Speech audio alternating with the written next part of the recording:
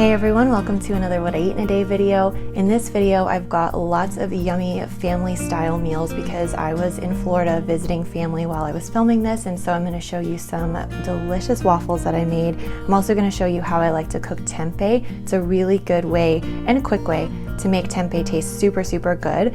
And then I'm also going to be making some vegan enchiladas for my family on this night, and everybody loved it. It was completely vegan and everybody really enjoyed it, so I'm going to show you how to do that. And I've got a little grocery haul, and as always with grocery hauls, I like to show not just what I got, but also how I use what I got to help to give you some good ideas. So lots of good stuff from start to finish. Go ahead, get yourself a snack, get cozy, and I hope that you enjoy. Thank you to Thrive Market for teaming up with me on this video, and let's just go ahead and get started with breakfast. I like to start the day with some water. I usually sip on this while I'm making my coffee, and on this day I just made some coffee with plain unsweetened soy milk. Then I hung out with the family dogs a little bit. This is Annika and that's Charlie, and they are so sweet, so hung out with them for a while, washed my hands, and then I decided to make the family some waffles. I actually had to pull up the recipe because this is a veganized version of my grandma's recipe. I have it on the blog, and I don't have all my measurements and recipes totally memorized. I've made so many over the years, so sometimes I have to pull up my own blog, but I just started by making some vegan buttermilk. Then I took flax seeds and water to make a flax egg, and I set that aside to thicken. And then everything just gets mixed in a big bowl. So I have some flour, baking powder, salt, and cardamom. And the cardamom is really what makes these Norwegian waffles taste like Nordic style waffles. And this is the smell that I remember from my childhood. My grandma would make waffles every single Sunday morning. And so as soon as I add that cardamom and start mixing, it's just immediately, it's like comfort food for me. So then I'm just gonna add in the buttermilk, a little maple syrup. This helps to make them nice and brown and kind of golden brown on top. And then I add some melted coconut oil and just that flax egg that thickened up. Then I go ahead and I let the batter sit and heat up the waffle iron. And this is actually my grandma's waffle iron that she used to make waffles in, like I said, every Sunday. And so as you can see, it's really well loved, but it felt kind of special to use her waffle maker. And so I made quite a few waffles. I ate several while I was cooking them, and then I topped them with what we traditionally use in Norway, which is basically sour cream, or you can use unsweetened yogurt and some strawberry jam. I didn't have strawberry, so we use blueberry, but typically instead of butter and maple syrup, it's sour cream and jam. It might sound kind of weird, but these waffles are a little bit softer, fluffier. They're kind of speckled with little cardamom flecks all throughout, and it just goes so well with the sour cream, which is a little tangy and creamy, and then the sweet berry jam or strawberry jam. It's such a good combination. So this recipe is going to be in the description box below. Good morning, guys. I'm still in Florida with my family, so that is why I'm in this room, but I have had such a good morning so far. As you saw, I made waffles, and it's just the craziest thing how food can really make you, it can just trigger memories. Norwegian food just makes me feel so connected to my family and to my childhood, and I know people say that all the time, like comfort food, but I feel like as I've gotten older and, you know, my life has changed and the dynamics of my family have changed and stuff like that, it's just like so important to me and special that I can still make those Norwegian recipes and have those same flavors and pass down those recipes, but just without the animal products. It definitely took a while. If any of you guys are struggling to veganize your family recipes, know that it takes a lot of trial and error, but once you get it, it is so worth all of the experimenting. Say all those things that you were saying not on camera. It's so authentic. It is so delicious. No, Mom, you're being fake. I'm not being fake. It is so good. No, but really, it's good. It's the best one you've done. It's the best one I've done after 6 years of being vegan. Finally. I've said this in the comments sometimes when people ask me about veganizing recipes, but if there's ever a family recipe that you're like, this is the family recipe that we love and we can't figure out how to veganize it, you can go ahead and email it to me and I will see. I don't know for sure if I'll be able to veganize it perfectly, especially if I've never had it, but I will kind of tell you, like, when I look at a recipe, how I would go about veganizing it. And maybe I could even turn that into a series. Like, if you guys want me to take a family recipe of yours and not only veganize it and send it back to you, but maybe make a video out of it and with your permission share the original recipe and then talk through how I veganize it, why I choose certain ingredients or why I do things slightly differently from the original in order to create a really tasty plant-based version. That might be a fun series to do. If you guys wanna send me your recipes to veganize in a video, we could make that a series. I would love that. But we are just having a very cozy day. I'm gonna be going back to LA in a couple days, so we're just trying to make the most of just having lazy home days, hanging out together. I'm gonna be making lunch. My family's out right now, actually. Speaking of being together, they're out right now, but we are going to have some lunch, and then later tonight we have friends coming over for vegan enchiladas, which will be fun. But right now I wanted to show you a little grocery haul. So the first thing that I picked up is some rice wine vinegar, and I like to have this on hand to make a lot of my salad dressings, but also for baking. It's a really versatile and inexpensive pantry staple. I use it often to make dressings like this ranch dressing recipe, and it starts with making some vegan buttermilk. So again, just add some plant milk, and I'm gonna do 2 different acids. I start with the rice wine vinegar, and then I layer in the lemon, and layering both acids creates a really nice complexity and depth of flavor, so you have just that right amount of tanginess that I think ranch dressing should have.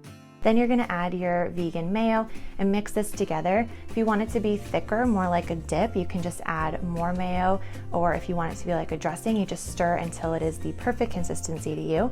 And then we're gonna add loads of flavor. So I do salt, garlic powder, onion powder, and dill. And I love that you don't have to have any fresh onions, fresh garlic, fresh herbs on hand to make this dressing. You can use all pantry spices here, and it's seriously still so delicious. If you had fresh chives or fresh parsley, you could definitely throw that in and it would be good, but honestly, this is one of my all-time favorite dressings. I use it as a dressing or as a dip for recipes like my buffalo vegan chicken egg rolls. And then I also picked up some sprouted garbanzo bean flour. I use this as a flour alternative when I'm breading things, so like crispy tofu, or as you can see here, my buffalo cauliflower wings. This recipe will be in the description box below as well, but this also is really good with the ranch. I picked up some breadcrumbs, and I like these because they don't have milk in them, which some do, so that's a really good option. And then I got some store-bought buffalo sauce. This one is great if I'm making my buffalo chicken egg rolls or buffalo cauliflower and I don't want to make the sauce from scratch. It's just a super easy store-bought option. And to make the egg rolls, I just mix together vegan chicken, some vegan cheddar cheese, and that buffalo sauce. And then I take some egg roll wrappers and I go ahead and I just fold over the side, and then I use a little water around the edges. It helps it all stick together. And I fold it into kind of like an envelope, and then just use my hands to shape it into an egg roll shape. And I like to bake these instead of deep fry them. They still get nice and crispy on the outside, but they're not quite as heavy. And look at them, golden brown and sizzling in the oven. I love this recipe, and it is a big crowd pleaser. I like to serve it with that vegan ranch that I showed you earlier and some extra hot sauce on the side. And it's really great because you get that like crispy crunch on the outside, and then the inside is like gooey and cheesy. It has a little bit of spice, and then you cool it down with that dressing. It is such a good combination. So absolutely love that recipe. I also got some black beans to make the enchiladas tonight, but I also use black beans pretty often to make my black bean and sweet potato bowl. And then I got this sriracha tahini. I've been through several bottles of this. I absolutely love it. Whenever I want a tahini dressing, but I don't feel like mixing it on my own, this is my go-to. Really good on salads, really good as a dip for like vegan chicken or crispy potatoes. It's even good on sandwiches or wraps or pitas. Super versatile. Then I got these ketchups and barbecue sauce, and what I love about this brand is when you flip it over to read the label, you know every single ingredient. Like there's nothing weird. It's all just very simple stuff. Same thing with this enchilada sauce. It's just really good ingredients, and I like that it's organic and of course vegan. And then I got these plantain chips. There's a restaurant in LA that serves plantain chips with guacamole instead of tortilla chips, and it's so good. So I wanted to stock up on those. And then I saw these sparkling waters on Thrive, and I've never tried them before. I wanted to give them a go, so we got lychee, lime, and then mango. You can find a lot of these brands at other grocery stores, but you always save money on Thrive because they have guaranteed savings that you can actually see right at the bottom of each item, which is amazing because a lot of these things are staples for me. Spices, cooking oils, vinegars, sauces, sriracha, that kind of stuff. Stuff I use frequently, I stock up on a lot. So if I'm gonna be buying it anyway, it's nice to know that I'm saving money. And when I'm shopping, I can click vegan which is my favorite part about shopping on Thrive Market. I click vegan, everything that's not vegan goes away. So I don't have to spend extra time going through the labels, checking for, you know, milk powder in the crackers that I'm buying. I can just shop and know that everything is certified vegan, and you can even like compound that. You can do vegan and organic or vegan and gluten-free. So if you guys want to join, you can click the link in the description box below. When you do, you will get 40% off your first order and a free gift. And for every membership that Thrive gets, they give one to a teacher, a veteran, a family in need, or a first responder, and I think that's amazing. So definitely click that link if you have been wanting to join Thrive. And now let's go ahead and get started with lunch. Okay, it is lunchtime right now, and I usually don't cook every single meal, like breakfast, lunch, dinner every day. That's just not practical. I rely very heavily on leftovers. I tend to make big batches of things and just heat that up either for lunch or dinner or both sometimes, depending on what I have. And breakfasts are usually super easy, you guys know from my videos. So I just want to say that if you're new to veganism or you're trying to eat more home-cooked meals, I don't want there to be this expectation that I'm putting out there that you have to make all of your meals from scratch and constantly be cooking, because I love to cook, but even I don't like to cook every single meal from scratch, like start to finish every single day. It's just not practical, so I don't want you to get the wrong idea. That said, I am going to be cooking quite a bit today because I'm with my family, and I do love to cook, and I have the time now that I'm here, so I'm going to be cooking my lunch. But it's easy. It's still easy. My friend Malin has an amazing YouTube channel and blog called Good Eatings, and she makes this Swedish meatball sandwich that looks so good. It's like an open face smoothie type sandwich, just piled high with beautiful things, just the prettiest colors, because there's a beet salad, there's some greens, and then I'm actually going to show you how I cook tempeh, because I'm going to use tempeh instead of meatballs.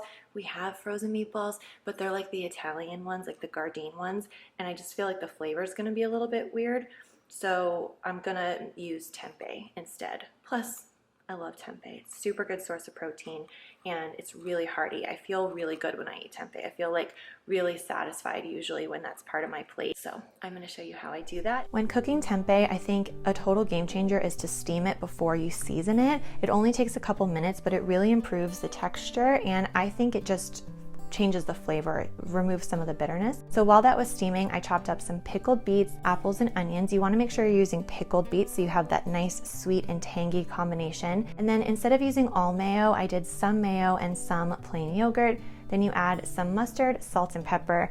And this part is so awesome because you mix it together and it just turns this vibrant, beautiful pink color, which I thought was beautiful. So I'm going to set that aside.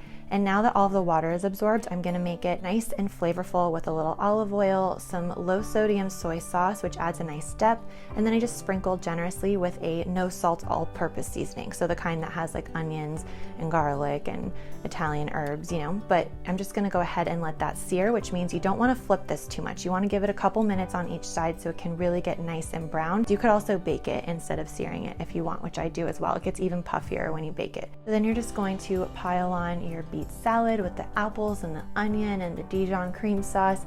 Then I add the tempeh on top, and this was such a good combination because you have the toasty bread, you have the sweet and tangy beet salad, and then you have that really savory, crispy, hearty tempeh. I added a little lemon juice on top for some brightness, and you guys, this was one of the best sandwiches I've ever had, ever. I loved it.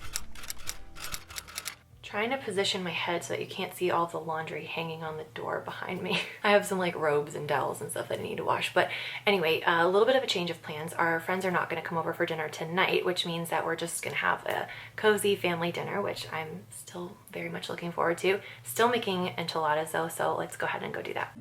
These vegan enchiladas are so easy to make, and they're really hearty and flavorful, so I love throwing this together for my family. Just starts with some onions, frozen corn, and black beans, and I add lots of flavor with some taco seasoning and just a splash of water to bring it all together.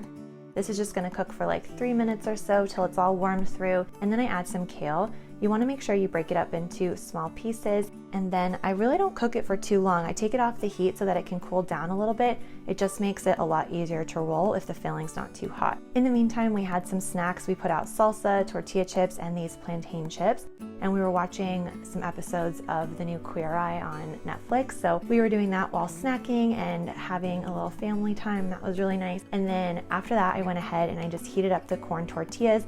I just do this by wrapping them in a clean kitchen towel that's damp, and I microwave it for a minute, and this just makes it a lot easier to roll.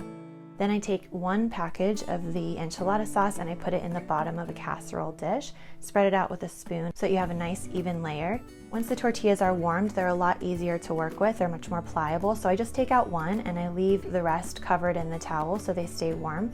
And then I'm going to take the bean filling, add some vegan cheddar cheese, and roll this up nice and tightly. You want to place it seam side down in the casserole dish so it stays closed while it bakes, and then you just have a little assembly line going. You kind of roll them all up and stack them next to each other in the casserole dish, and then I use the other package of enchilada sauce on top. And I like to make sure that every bit of the tortilla is totally covered with sauce, just so that it's really nice and flavorful and doesn't dry out too much. And then top with a little vegan cheese if you like, and bake. This only has to bake for about 10 to 12 minutes. In the meantime, I just threw together a little salad with whatever veggies we had in the fridge. I did a simple dressing with some lime juice, a little olive oil, salt, and pepper, and I added the rest of the bean and corn mixture to this just because I had leftover and I wanted to make sure that nothing went to waste, so we had kind of a taco salad here. I topped the salad with some crushed up plantain chips, so we had a little crunch instead of croutons. It was really good. I topped it with a little avocado, some vegan cheese, and we served this with chips and salsa, and it was really yummy. Chopped salads like this are so good to scoop up with tortilla chips, so that's what we did. I definitely went back for seconds, and it was an absolutely delicious and cozy family meal. I will say this enchilada sauce is a little bit spicy, so just keep that in mind if you're someone who doesn't like spice, but overall this was a really delicious day of easy vegan meals. My family was really happy with the waffles. I loved that beetroot salad sandwich, and it was really fun to show you guys this grocery haul too, and the vegan enchiladas. So I hope this video gave you lots of good ideas. If it did, please give this video a thumbs up. Make sure you click the link in the description box below if you want to check out Thrive Market, and don't forget to subscribe to my channel so that you can see all of my new videos as soon as they're posted. I hope you have a great rest of your day, and I will see you in a video very soon. Bye everyone.